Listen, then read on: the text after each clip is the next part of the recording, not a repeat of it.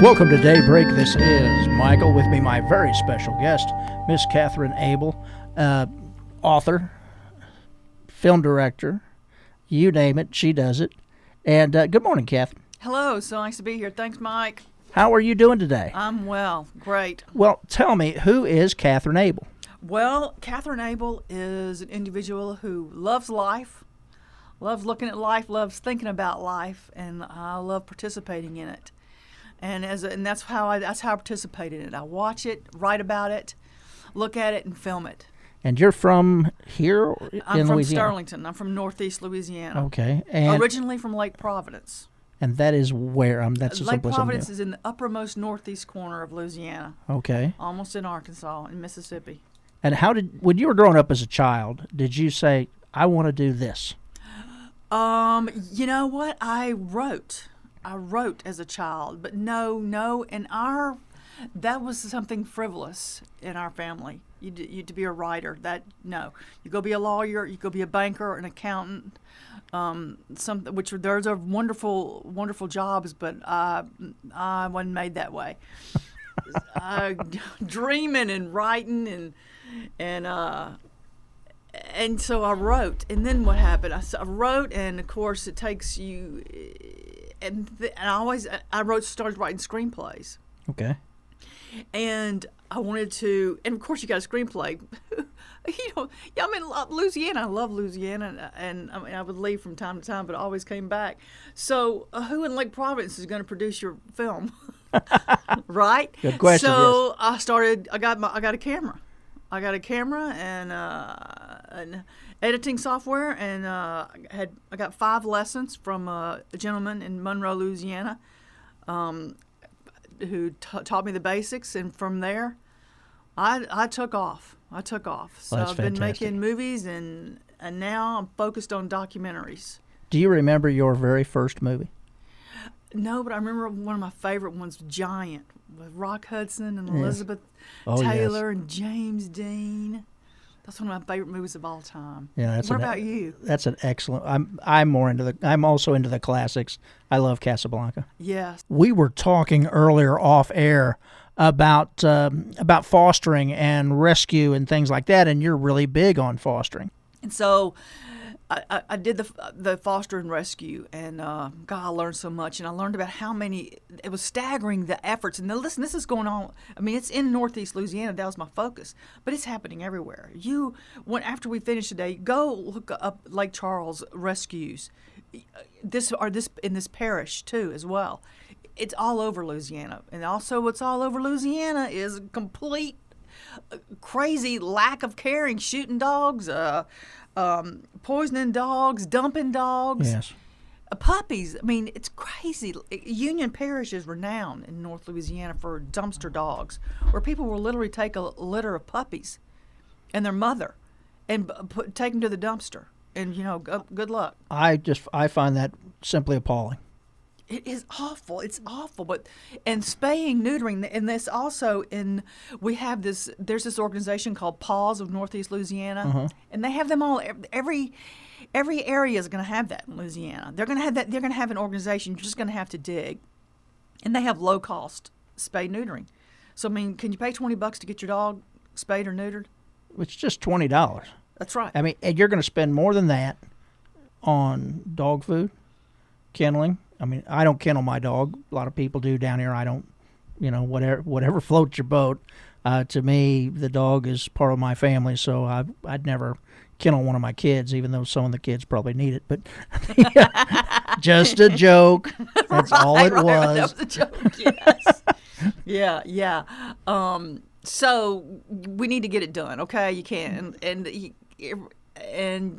it's got to be done. We are smarter than this. We're better people than this. Louisiana's we got to change. And I'll tell you something. That's what dogs. I mean, you could sit here all day long, but the thing that disturbed me about everything that I was learning, because you turn your eye. Who wants to hear about good dogs being put down? Yes. What's the point? A healthy dog. I mean, they take litters of puppies.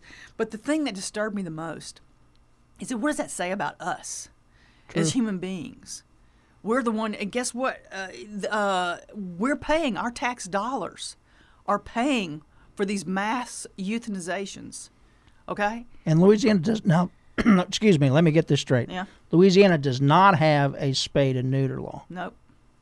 Wow. I'm just really shocked at that. No. We got so many dogs, it's crazy. It's out of control. How do they turn that? How do they turn that around and enforce that? I mean, how can you make that a law? Because, and that's another thing too. Because there are laws in place of tethering. You can't tether a dog. If you leave a dog outside, tethering is such a lovely word. If you chain a dog, if the dog is chained outside, without food or water, that's against the law. In a shelter, they have to have adequate shelter. And so that's what I don't understand, quite frankly.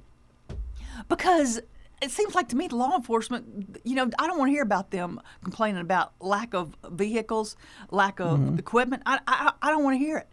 Go write tickets. Yes. They could be writing tickets. They could be, in 3 years, it would take them 3 years. Then after that, it would be over because people they're not gonna, those that are tethering their dogs and they get a ticket, I mean, I see it all the time. You have no idea how much I call the cops.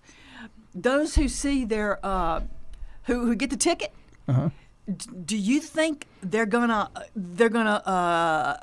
provide, they might put up a little shanty shack there that's gonna fall down and of course in 2 months be so flea ridden the dog can't walk in it. But ultimately what will happen is that those people won't have dogs anymore. No, it's true. Okay? So you're going to eliminate a percentage of abuse and neglect right off the bat.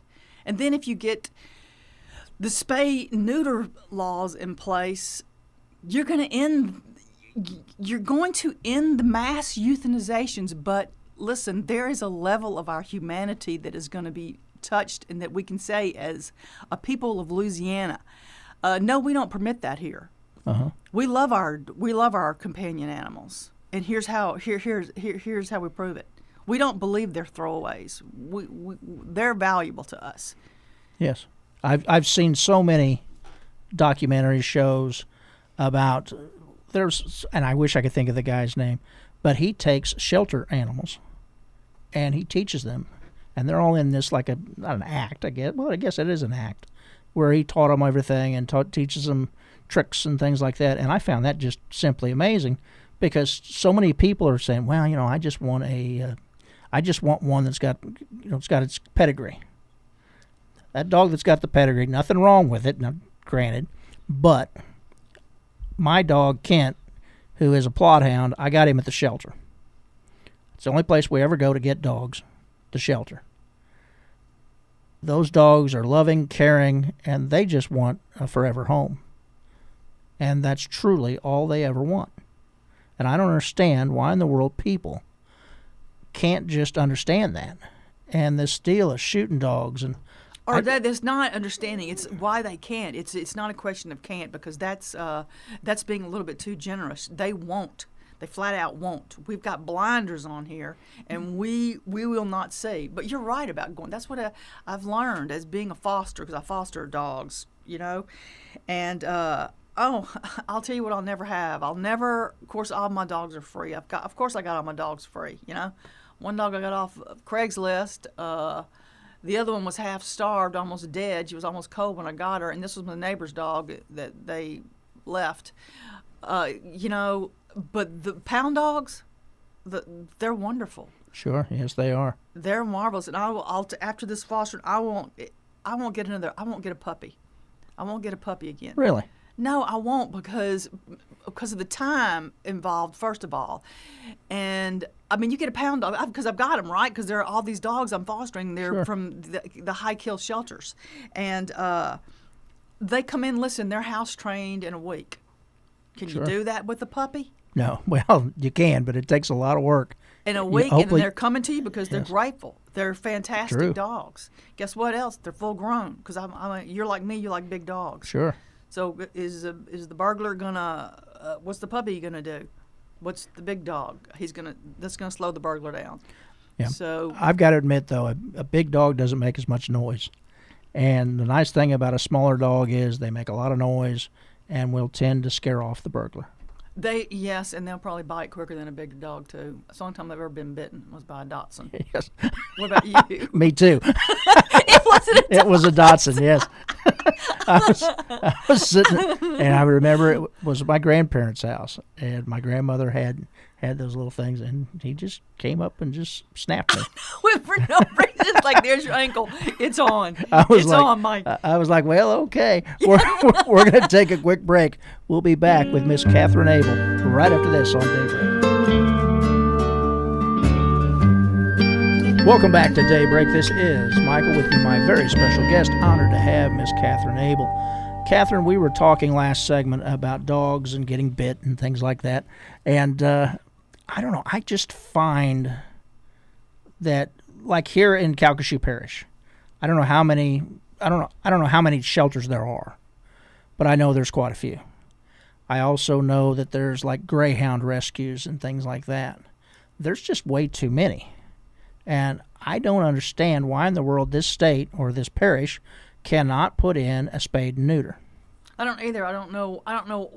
It is a great mystery, worthy certainly of Agatha Christie, because why not? Because listen, if you were to go to the state senate, if you were to go up to down Baton Rouge and interview the people, our elected officials, guess what the majority of them are going to have in their house or in a pen out back? It'll be a dog, yes. That they love. Sure. Because most of them are hunters. They love dogs. Uh-huh. So that's what I don't understand. But they're out of it. They don't see it. But we still have to think about it, because it is uncivilized the way that. There's a lot wrong with our state, but this is something that can be done, because you know what? Dogs are not like children. You don't have to go through 15 million steps to remove a dog from an abusive situation. You go in there and get the dog. Sure. Okay? And you don't have to go through 15 million steps to say, we need to spay and neuter. We have a pet overpopulation. Let's do it. It's simple. It's easy. Now, the hard part, sure, is going to be getting people to comply. But like I said, you get one ticket. That's all it would take me. I don't know about you. Yes, that money's important. Yes, speeding ticket. I'm going to slow down if I'm going through. There's certain areas where you go through and you're going to get a speeding ticket, because I've gotten one. Right, where is it? It's between Winfield and Ruston. There's a place, and you will get a ticket. Well, guess what? After one ticket, guess what I do now? Slow down. 10 miles before I need to. So that's what'll happen. Yes, it's going to take about 2 or 3 years, but you know what? They're going to make a lot of money. Let's pad those police stations. Sure. Let's pad them, okay? Because you can, and we're going to solve a problem. But you talk to the rescues, all of them, and they all say that our generation is lost. Like, you forget it. It's over. They're going to the kids. Now, it's not our generation. I almost refuse to even think of that, because our generation cares. The next generation coming up, I'm talking 20s and 30s, I'm not saying that they don't care. They just don't seem to have the morality. Would that be the right terminology? Maybe with themselves, but however, with their dogs, they get them fixed. Yes. They get them. Yes, indeed. A younger generation does get them fixed. Yes. I am shocked at that. They are better pet. They're great pet owners. Well, that's fantastic. That really is. I'm sorry. I'm blown away. Well, because you know what? They're getting educated too. They're getting educated in their schools. You have these organizations that are going into the schools and talking to people. They have this tremendous program in Shreveport. It's razzle dazzle. They've got people dressing up as superheroes, bringing in the toys, and they fill the auditorium, and they put on a show for these kids. I'd like to go see that myself. I know, me too. So, it's happening, but it's happening under the radar. But yeah, the kids coming up, they're going to be wonderful. I just find that, I don't wonder why that's not brought out into the limelight, the forefront. Because ultimately, that's why. Because you're talking about, because it's shameful. It's a shameful thing, killing a bunch of dogs. So what's happening? We're killing good dogs. Yes. Can you imagine? We're talking cats and kittens too. They literally will take a mama cat and a litter of kittens, perfectly healthy, take them back to the room, euthanize every single one of them, and put them in the incinerator. Well, here's my question. Yeah. Do they? Let's say I had a dog, and Yeah. my dog had puppies, which would be weird. But I mean, let's just say he did. Yeah. And I had a puppy, and I couldn't get rid of him, and I wanted to take it to the shelter. Will they charge me to take the? Yes, they do. And what you should do before you take that step is, because they're understaffed and overrun, and the big thing that these organizations want up north, puppies, because they have these spay neuter laws, right? So they're not having a lot of puppies. So that's the majority of what they're getting from us, puppies.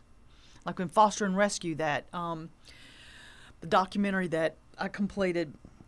I mean, you wouldn't believe. You gotta see it. I'll send you a link and give you the code. Litters and litters of puppies people dumped. You should see them. They're just absolutely gorgeous, right? But boom, they're going up north. They find homes. And I'm not talking, they find homes where they're inside dogs. They're loved. They become family members. Well, So that's what you would do. yes. If you had a puppy, don't go to the shelter. Get on Facebook and start looking up rescue. If you don't have Facebook, then get your friend, because one of your friends is going to have Facebook. Now, I have a question for Yeah. you, Catherine. Okay, the dogs end up north. Mm-hmm. Now, is this gone through like an underground type of thing? Canada, too. Is really? Yes. So the people from Canada are coming down here to pick up the dogs. Puppies. And dogs, they don't have hounds. We have these breeds they don't have, like blackmouth curs, plot hound, bloodhounds. Maybe bloodhounds they have, but all these wonderful hound dogs we have here, they don't have that up north. So we have these breeds, that are phenomenal. You ever met a hound dog? Any breed of hound that was not a phenomenal pet? Oh no, there's every one of them I've ever had has been. They're great, non-aggressive. Of course, blackmouth cur is kind of questionable, but they're all wonderful pets. So they don't have Sure. that, and they're big dogs, Yes. gorgeous, short hair. Sure. Don't forget that. I've never had a problem with any dog I've had beagles, I've had miniature Yorkies, I've had all sorts of different kinds of dogs, and not one have I ever had that I've ever just thought this is really nice, because I enjoy their company. The idea of being able to sit down and watching TV, maybe having a glass of wine, and they'll come by and sit next to me, and I pet them for a little bit, and it's nice and relaxing. And I don't understand. I could never imagine shooting a dog. God, I know. Could you imagine that? Listen, this is what happened. This lady stood at her back porch, boom, killed the dog. Just because. Just because. I mean, there's a lot of meanness. I mean, the South, we've got that. We have that wonderful genteel kindness, but we have also got a streak of meanness running through us. It's a conundrum. That's the way it is. You know that now. Sure. You've seen it. It's odd. We've got that wonderful come on, have a meal, and then then we've got that we'll shoot your dog thing. Yeah, I'm on Facebook quite a bit, Yeah. and just because of the nature of the work. But I talk to so many people that their neighbors are poisoning the dogs. Yeah. And I'm like, why would you do that? Listen, and they can prove it. Okay, there are these instances. They know there are witnesses to this lady shooting a dog, you could, if the police were to investigate, they could find the source of that poison. Okay, just like they can find it when they investigate a murder of a human being. So that is that. It's just because there are so many and they don't get it. That's the thing that's really terrible too. These people that are poisoning the dogs and shooting the dogs, they are the people who would most benefit from having the companionship of a dog. True. They don't know that this creature can enhance their lives they never even imagined and teach them more about being a human being than many human beings could. I mean, so we've got to, so there has to be, we've got to get multiple things in place, right? We got the spay neuter's big deal, okay? Now we got to get that done. And then we have to get these laws where you cannot just abuse animals, kill them. Did you hear about that in Bastrop, Louisiana? Where the kids, the two men filmed the dog, slitting the dog's throat? Yes, See, They didn't serve any time. They should have. Yeah. That's just my own humble little opinion. And, if anybody would have ever touched my dog, I don't know what I'd do. But that's the mentality. We've got to change that. Yes, we definitely do. It is happening. Okay. We're going to take a quick break. We'll be back with Miss Katherine Abel right after this on Daybreak. Welcome back to Daybreak with me, Miss Katherine Abel. Miss Katherine, you were talking about Eager and Agile. You've got a four-part miniseries, I guess. Would that be? I guess so. Same out today. It'll be 2 hours all told. There are 4 documentaries, each is a half hour long. And one of them is Eager and Agile. Yeah, the next one is Eager and Agile because we did I've said here, dogs have souls. Each documentary is trying to is celebrating the dog pretty much. So then you have Foster and Rescue showing all these different breeds, everyone is valuable, and then Eager and Agile because exercise is very important. You got to exercise a dog. You cannot just. You cannot, and I see that too, the dog's inside all day. You got to exercise, and they're like, this dog's driving me nuts. Well, it's like, you know what? Take that dog around the block 2 times. That'll be over. So, yes. So I have Eager and Agile, right? And for this, and another thing I didn't know, there's so much going on with dogs and livestock, animals in our area, in every area in Louisiana. So there are these things called, and I didn't know any of this, right? There's so much I didn't know. And that's a great thing about doing documentaries is you learn so much because you got to ask questions constantly. Yes. It's wonderful. It's just wonderful. I mean, the more intrusive you are, the more you learn, the better the film is. Uh-huh. So there's these things called agility. They're agility trials, and if I'm wrong, y'all don't get mad at me because I don't do the agility trials. But that's what they are, and they have this course, and they're doing. They weave. They go over these ramps. I guess, of course, that's not the correct word, but. Listen, Mike, I'm telling you, the Australian Shepherd and the Greyhound, they would be hard pressed to outdo the Chihuahua. Oh my goodness, when I saw Chihuahuas, I said, what? I thought, well, she's here with a friend because surely the Chihuahuas. But oh yeah, that's funny. Tore it up like they tore up that field. You should have seen the focus of those Chihuahuas running, doing it. Oh my gosh. So that was just incredible. And the thing too that was great, those dogs, and we're talking about, I was at the Ike Hamilton, which is in West Monroe. You should have seen how calm those dogs were. Calm. Yeah. That's an exercise dog. You want a calm dog? You've got to get one that's exercised. Yes. Listen, they had a lady giving massages there. These were athletes. I was told that with great authority, ma'am. These dogs are athletes, and we treat them as such. I guess they would be, yeah. They are total athletes. And so then I also did I recently did a herding event at Promise Pastures in Calhoun, Louisiana. And what did I see there? Border collies, Shelties, oh God, no, cattle, Australian cattle dogs, maybe just cattle dogs. If I get the name wrongs again, I'm sorry. Because of course everyone was purebred, bred, years and years and years to get this. But listen, I'm not kidding you. There was a dog, another one. The small dogs you just don't think they are going to be capable of such skill, agility, and astuteness. Okay, because there's just like doing the agility course. There's a level of intelligence there because that dog's got to find everything. And so they had this little bitty dog. It was smaller than Ike. And I've got my dog Ike here, my Morkie. He's with me today. And, oh, man, that dog was out there herding 7 sheep, 7 ducks. Oh, I'll bet that was great. Yeah, it was phenomenal to see. People don't realize that it's not about the breed. It's not.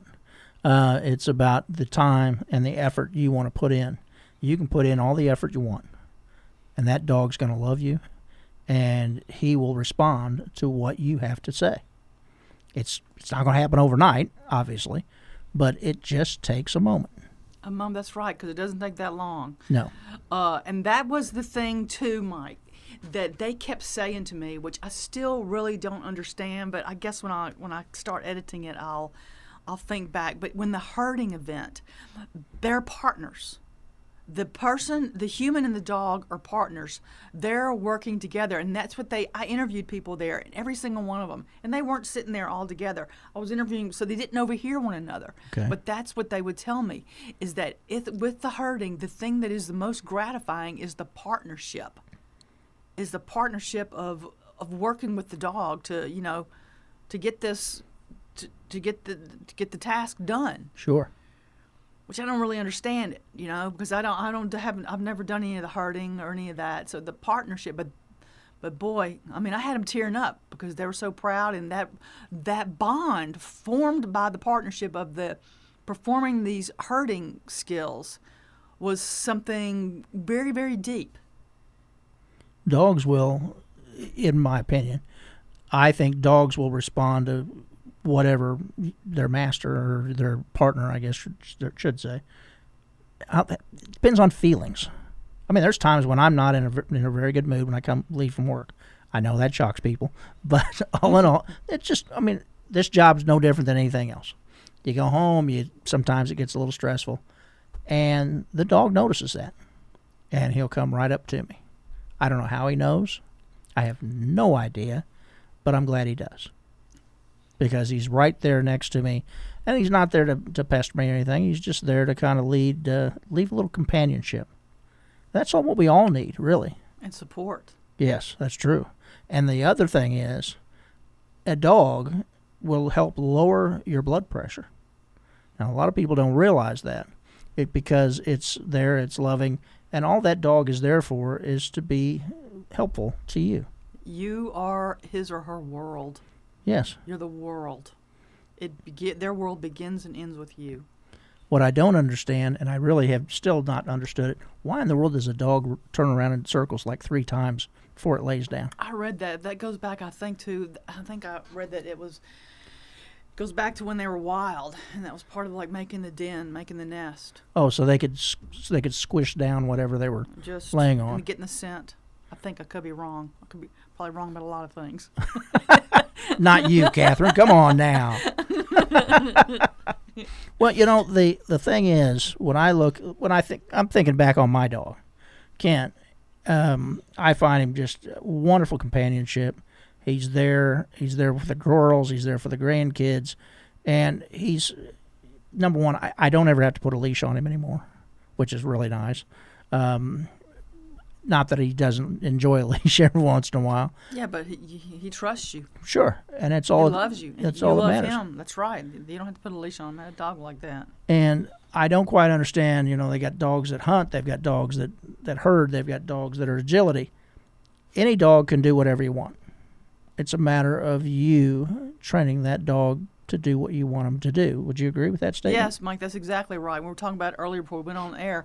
Any dog, and you can ask any trainer, they'll tell you, any dog can be trained to sniff bombs. Any dog can be trained to sniff drugs. Any dog can be trained to sniff humans, to smell all humans. Like if they're in rubble, we have these earthquake situations. Any dog can do that. You know that now they're using pit bulls as police dogs. I have not seen that. Yes, no. to prove that this dog, because the German Shepherd's like, oh, this dog's a German Shepherd, it's scary looking and everything. But what do we know about the German Shepherd? We had a German Shepherd. That dog, when I was a kid, they're gentle. Sure, yes. They're German. Isn't that what you know, Mike, about German Shepherds? They're gentle. Yes, they very are. And loving. Yeah. And guess what? Pit bulls are too. So you see, it's slowly changing. What gets me, and to me, if you mistreat a dog, you should pretty much get exactly what you would get if you mistreat a person. Yeah, I agree, because because the dog, I mean, when they slit that dog's throat, that dog let him. She didn't fight, nothing. Yeah. She minded him. She was like, okay, you're going to kill me, that's it, do it. I'm here to serve you. Yeah, and there's that trust. There's that trust factor. That's right. So, but what it says about them as human beings, that they would commit such an act, is disturbing, okay? And so what do they think? That level of depravity will only be visited upon dogs and horses? Because, I beg your pardon, It's going to be visited upon neighbors. They don't stop. Their depravity does not stop with animals. Yes, that's true. Because I was a criminal justice major in college, and what I discovered was, or not discovered, but I was told that when young people start killing animals and torturing animals, that's their first step. Then what's next? Then they're going to move on to people, and eventually it's not going to end up well. Sure, in all manner. I mean, look, there's talk about it. There is no moral compass.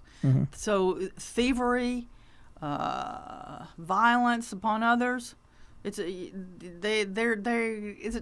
meaningless. Laws are meaningless to do that. Think about it. To film it and put it up where millions of people can see. Yeah. They're lawless, man. They're lawless. I see it on Facebook, and I just can't watch it. I know it. So anyhow, that's why I did this series, right? To show that an effort to remind people how wonderful dogs are, and cats. The cats in the foster and rescue, and that we need to become a little bit more civilized. We need to act towards them as civilized as they act toward us. Yeah. Okay, and then the fourth one that I'm doing is money. And so what I'm doing, and that's going to be a big work. I'm visiting vets, and I'm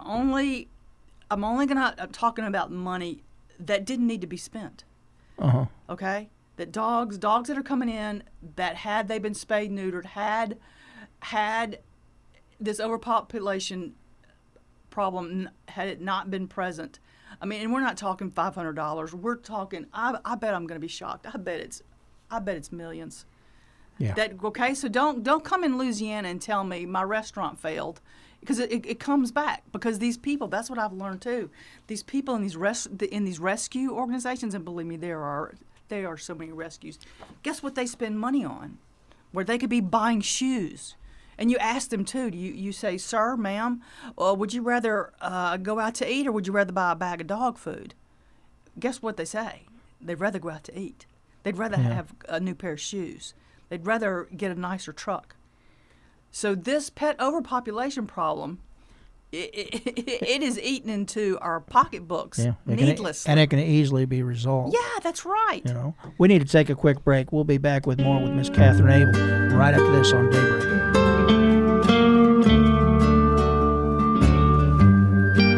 Welcome back to Daybreak. With me, my very special guest. Honored to have Miss Katherine Abel. Miss Katherine, you were talking about honey and bees and beekeeping. Tell me a little bit about that. Well, I made a documentary. It's called Bee Sweet Honey. And because I went somewhere and tasted this honey, because I love to eat. I don't know about you, but man, I love to eat. I'm in Louisiana. Oh, gosh. And that was a pleasure, wasn't it, coming here and all this great food we Unbelievable, have? yes. Okay, and so I saw this honey, and it was delicious, and I called the number and I said, "Hey, let's tell me a little bit about this. How would you like to make a documentary?" And so he started out. This is amazing. He was hunting, and he walked up, and there was a bucket. And inside this bucket, just a 5-gallon bucket, you know what I'm talking about, was a hive. So you can imagine it was a small hive, okay? It was not going to be that big. So he took that hive home, and now he has over 100 hives. Oh, wow. And this honey is amazing. It's called Bee Sweet Honey, and it is delicious. It is so delicious. And so I filmed there's a lot of, if anybody, and there are a lot of beekeepers out there, beekeeper wannabes. There is a ton. The reason my documentary on bees, the big difference that I've seen is there's a ton of hive activity, because I could not help myself. Just sitting there, zooming in on the millions of bees going at it. Just focus again, just focus. I mean, nature is pretty amazing. And oh God, that was a lot of fun. It was hot. That's one thing about all this filming I'm always doing. It's so hot, but I'm doing it. And gosh, that was interesting. And the way that, the different honey is going to have different flavors. This gentleman, he made sure he planted, not planted, but he put his hives where there was plenty of clover. Sure. Because that's what was the taste he was going for and the taste he thought was best. And so driving up to his hives at a certain time of year, which when I was filming, of course, oh my gosh, acres and acres of clover. Oh, unbelievable. Yeah, and he was by a ditch because you have to give the bees the clover or whatever you want. I don't know if you want it to have an apple flavor. Well, then you need to put the hives by apple trees. But you have to have the water. I didn't know that. You need to do the water source and the flavor you want. Okay. And so they're right by a ditch, and those bees were incredibly happy because they were multiplying. And I show how to, the queen, putting a new queen to build the hives. I've heard about this. I've never actually seen it, but I've heard about it. It was fascinating. It was fascinating. So that's in Bee Sweet Honey. And then I've got, which I don't think I should. So if you want to see a lot of hive activity, you need to watch that documentary. But you learn too as well. It's not, but it is a lot of bees. It's a lot of bees. Did you get stung at all? He tells you at the end, we have a segment where he will tell you, he goes step by step, telling you how to do your first hive. Oh, how cool. Yeah, and it's super cheap, but he shows you how to do it. And gosh, haven't you seen that? They say, oh, we've got a bee shortage. Well, I don't know where they're talking about because I've heard about the bee shortage. Yes. I don't know where that is because that's not here. I mean, you have people see on the side of the road. Hey, we have hives. Come on. And then what about the bees that go inside homes, inside chimneys? Yes. And then they'll remove them, and so you'll have these bees. I've got to admit, though, there's nothing better than the taste of some sweet honey. That is local. Oh yes, definitely. Yeah, I like honey in my tea. Oh, me too. I don't know if people still drink that now or not. Yeah. And that, or over a nice warm biscuit that just got out of the oven. That's always just wonderful. Oh my gosh, I know. Making myself hungry. Yeah, I know. Think about it. We're going to take a quick break. We'll be back with more with Miss Katherine Abel right after this on Daybreak. Welcome back to Daybreak. With me, my very special guest, Miss Katherine Abel. Miss Katherine, tell me, where do I go to see these films? All of my films are available on Vimeo.com, Vimeo.com. Just look up Nelabel. You can search Katherine Abel or Nelabel, Nelable. You can just Google it, as a matter of fact. If you just Google Nelabel, well, then you can, it'll pop right up. And you go to Vimeo, and they're there. And but if you're on Facebook, you look up Katherine Abel, and all the links to my films and my books. I've got a couple of short story books as well, a couple of collections of short stories. Yes. And those are a good read. And that's where you can connect with me, Facebook or on Vimeo. Okay, and Katherine was so nice to bring me a book, Shades of Blue, and I'm really looking forward to reading it. I am a big reader, so... Are you great? You'll love it because they're short and sweet. You'll love it then. That's wonderful. I'm glad. Me too. What are you reading right now? Oh, my gosh. You know what, Chief? I discovered Louis L'Amour. And that is, I read all of his books. I take a month break, and then I start all over again. You can pretty much do that, too. That's pretty easy. That's not hard to do, I've got to admit. So I'm on a Louis L'Amour kick, big time. Yeah. Big time. I'm reading Steinbeck right now. Which one? Grapes of Wrath. And it was one of those, I've read it when I was in high school, read it in college, and I was like, I think I'm going to read this again. It's a wonderful, rich book. It is. It's really worth. He's a great writer. I'm a big fan. Yes. Really am. Yeah. All right, Katherine, you also did a movie on wines. Yes, wineries. On Landry Vineyards. We've got an incredible family in Northeast Louisiana, West Monroe. Because if y'all listen, it's worth a road trip. It'll blow your mind. Mike, it'll blow your mind. You would not believe that this exists in Louisiana. You would not believe it. An actual winery. Yes, but the vineyards, it is stunning. Okay, because Jeff and Libby, they are on top of it, and they are wonderful, wonderful stewards of the land. But as a Louisiana person, when you go and see that, it is surreal. It's surreal. So yeah, you go visit. You can call. Find them on Facebook. They have a website, Landry Vineyards. But you can go take tours, and their wines are fantastic. Talking about, you drink a bottle of wine, yeah. Well, my favorite is the Blackberry Merlot, and now I'm on the Peach Muscadine. But they've got... Ooh, that peach sounds good. They've got a phenomenal wine list or collection. They've got they just had the Red Stomp Fest, which is for the tawny. What do they call it? Tawny heat, Louisiana heat. It's a little Noirs for great for desserts. They've got it's in Louisiana. Do we have another a vineyard here in Louisiana? I've never heard of one. Well, you got to go. I mean, I know there's quite a few not in that Missouri, far from but here. how far is that? What is that? It's a couple 3.5 hours. That's not bad. I know, it's not bad at all. That'd be a good weekender there. Oh, you'd love it. Go up there, get you a little bed and breakfast. Yes, but then you're going to have your mind blown when you see this property.